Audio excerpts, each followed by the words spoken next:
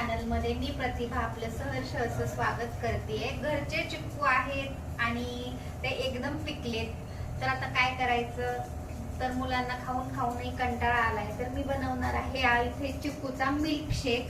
हे घरचे चिक्कू आहेत आणि अतिशय गोड आहेत, तर याची मी साल काढून घेणार आहे कट करून।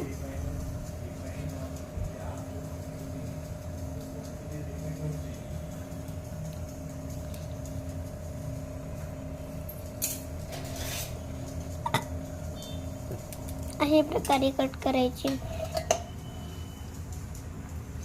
अशी चमच्याने अशी साल काढून घ्यायची।